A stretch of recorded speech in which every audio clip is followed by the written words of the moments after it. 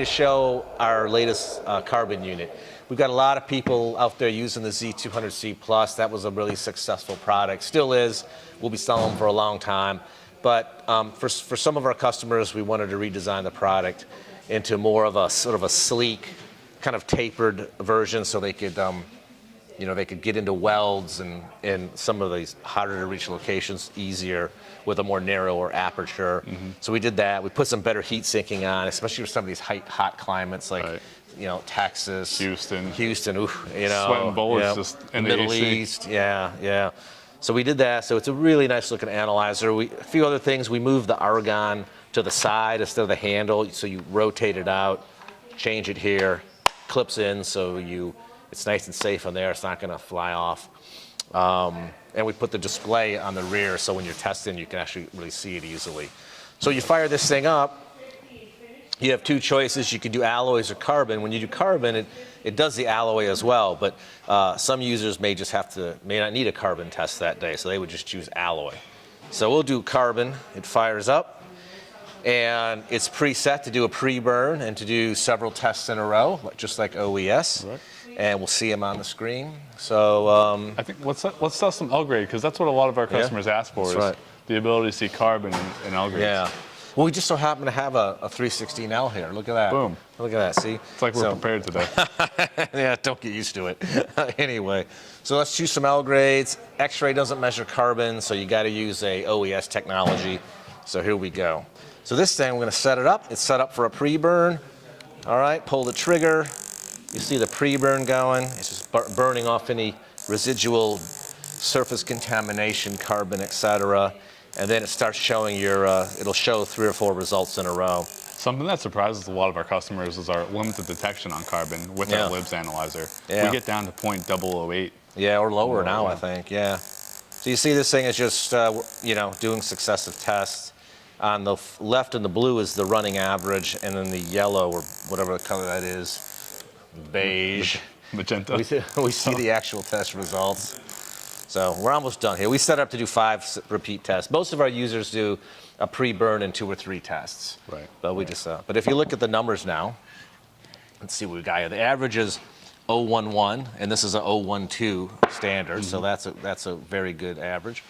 But pretty good really good repeatability. 084, 0084, 0082, 01, 01 again. So these things are all within 20 ppm. And that's really important for optical emissions testing. Yeah. Well, especially if you got an L grade up around 0.25, 0.27, you need that good repeatability to to know it's below 0.03. Right. Let's take another shot. See if we can get even a better result in there.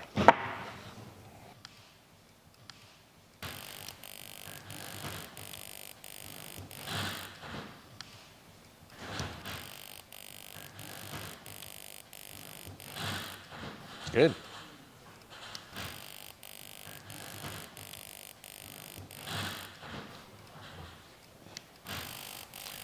We got to get this result in there.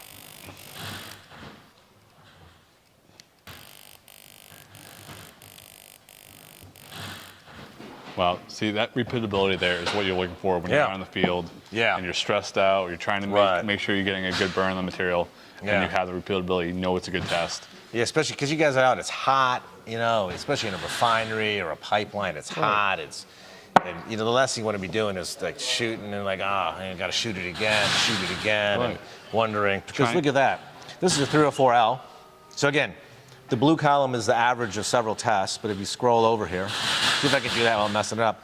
I mean, that's the shot-to-shot repeatability. That's really, that's really good. That's like 017, 019, 018, 016. I mean, that's 016 again. That's within plus or minus 10 part per million. You're not going to get that repeatability on an OES, and you're definitely not going to get that on any other LIBS. There you go, that bump drafting the competition again. Right? We're trying. Yeah, geez, you're tough on these guys. Oh yes, man. Anyway, so there you go. That's another good result. So we've really, I think, made some great improvements with this analyzer. Definitely. Right. Even though it's even lighter, it's easier to bring this up if you're going up to a water tower. If you're bringing this up scaffolding or anything, this is really easy to maneuver, and you don't have to worry about a big argon tank. Yeah. Even though we still have a tiny argon tank, but yeah, no, it's terrific. Plus, we have Lauren to ship these things for us. yes. Yeah. So yeah. All right. So let's see. Should we shoot a straight grade? What do you think? Yeah. What do we have for fine. straight grades available? Oh, look at this. I just happened to find a 316. Anyway, let's shoot there. Let's save. So we save that result, and then it shows that'll show you the average of everything. It tells you it's a 316L on the grade ID up top there. What I love about the new analyzer and the new libs analyzer is the ability to easily take documentation. So you can take a test, save a pipe or joint number, save a weld number right to the test, and then when you export that, it makes exporting that much easier. Oh, I didn't. Oh, that's good. That's a good point.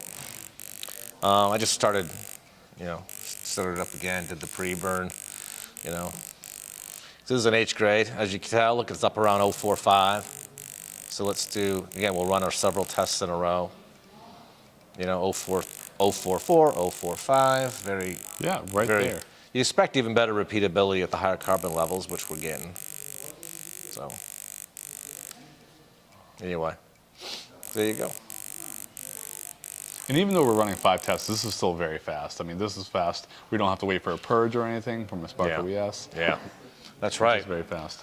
That's right. And you see, the drift correction in this, you shoot a couple of standards, it's ready to go. You're not shooting a whole bunch. Surface prep is the key. You got to grinding that sample and make it very clean surface is really Just critical. like practice is the most important, surface prep is the most important. Yeah, okay. All right. Anyway, so here we go. Now, 056, 057. That one's a little 0486. But again, it's really good repeatability. The average comes in at 05, basically, and it's I think it's an 051 standard. So, yeah, good results at L's, good results on straight grades. And it'll do steels, so you can do all your carbons and your steels, and it'll do all your other alloys as well. If you, like I said, if you choose the alloy mode, you don't have to wait for the pre-burns and everything. You can just go ahead and shoot them. So it's a great new analyzer. We're looking really forward to getting this thing out and showing to people. You'll be the one out demoing it, right? Coming to a scrapyard or a PMI facility near you. That's right. Can't wait. All right, good. What kind of other questions do you get from customers? Yeah, sometimes they're comparing XRF or libs. Okay. So what would you say to them if they're looking at the two different analyzers? I would tell them, first of all, I'd say if you have to do carbon, libs is the only choice because X-ray won't measure it. Right. I would also say if unless there's a reason you don't want X-rays, if you can use X-ray, you should use it because X-ray is much easier to use, much lower level of operator training. You really don't need nearly the level of sample prep. It's just easier all around. So I would say to people, if you can use X-ray, use it. But for carbon, it just doesn't measure it. So you gotta go to an optical technology like libs. Gotcha. And if they only need to measure carbon? Well, we've come out with another unit. Let's call it the sister to this unit. It's called the CSI. CSI stands for carbon silicon.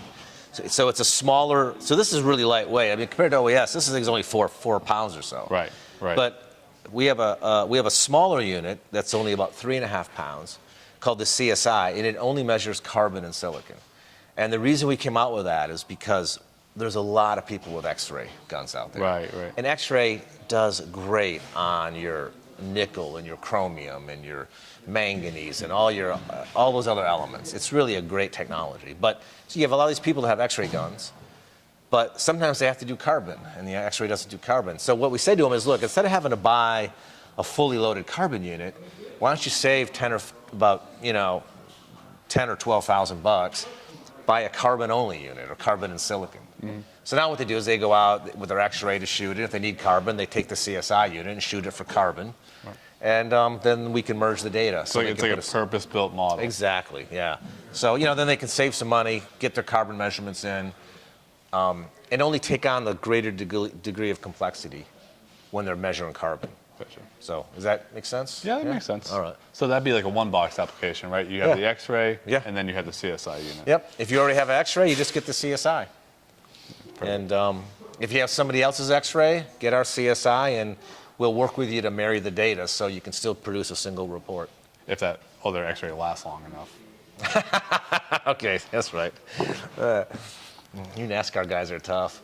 Anyway, I see the competition, man. yeah, that's true. That's true. All right. Well, that's a good example. You're bump drafting them. Yeah. Anyway, so that's it. So what would you say the difference between the 902 carbon analyzer would be and the 901 CSI unit? So the main difference is the 902 CSI does about 15 or more elements in a given alloy base.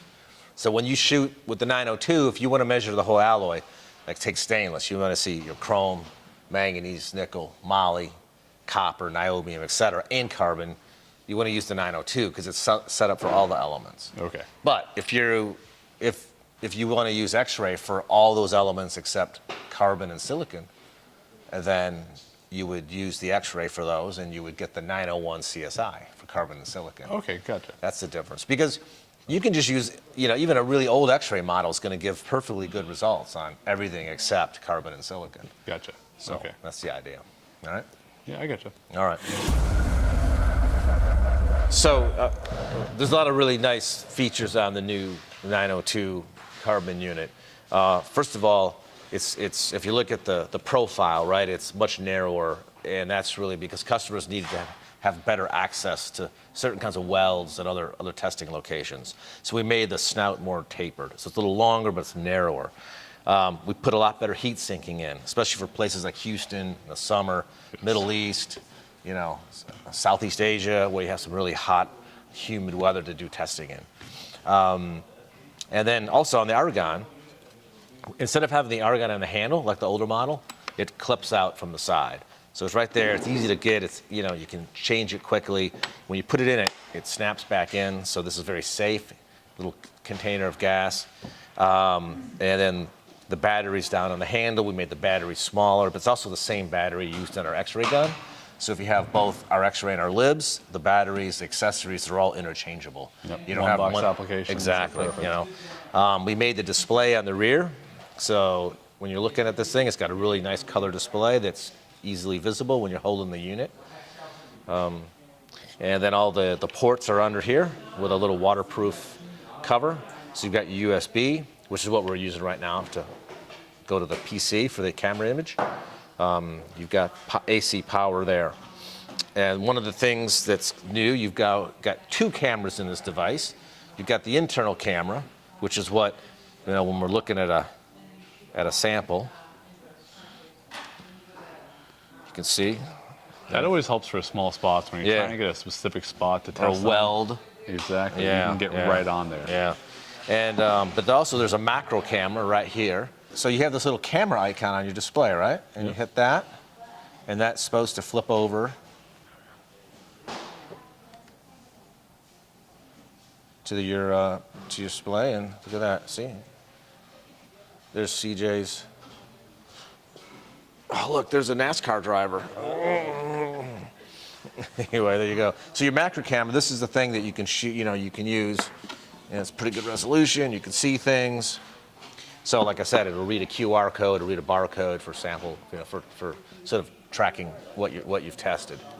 Right? You push this thing again, right, and it comes back to the internal view. Yeah. Good deal. All right. Yeah. So one of the questions we get a lot is, what's the what kind of maintenance do I deal with on this? Right. So, what do you say to that? I know you got to just clean this window now and then, or what? Well, yeah, there's a quartz window in there. All we have to do is undo the two bolts in there. Right here. Yep. Phillips head. We take this thing off. Yeah. Take those two bolts. Take a nice little Q-tip and just wipe off the inner quartz window, and it takes about all of 30 seconds. Yeah. And I do that every time we change the argon out. Okay. You can do it every other time if you want, but it's best to do it every time. Excellent. And it only takes about 30 seconds to do, so it's really fast. Compared to our competitors, we just like things fast, so we get things done fast. Drive fast, test fast, clean fast. Exactly. That's right. So, and you take that Q-tip, you can moisten it with like water. That's fine. Just nothing with carbon in it, like no alcohol or anything like that. But yeah, so it's right behind there. You get a little tool to do that. That's a good idea. Whenever you change the argon, clean the window. Exactly. It only takes us a few seconds, and it really assures you some good tests. I think one of the other features I guess we could mention is, let's go back to the home screen here. We put it in automated warm-up mode. All these optical technologies, they like to run in a sort of a controlled temperature regime. So as you see, when you turn the unit on from a dead start cold, it goes through this. It's actually firing the laser internally, but it's not. There's nothing coming out of here. And what it's doing that to warm up the electronics, and it's going to get the unit up to 28 C. The unit likes to run between 28 and 40 C. And it's this thing you can run continuously, and it's really hard to get it above about 35 C. But I love the automated warm-up because I can press it, start it up, and then I can go on to my reporting while that's warming up and do other things while that's warming up, and I don't have to worry about that sitting there pulling the trigger or anything. That's a good point. And then once it's warmed up, you hit calibrate. That's your calibration. It shoots an internal piece of stainless steel just to set its wavelength scale, and then you're ready to test. All right? Simple as that. All right.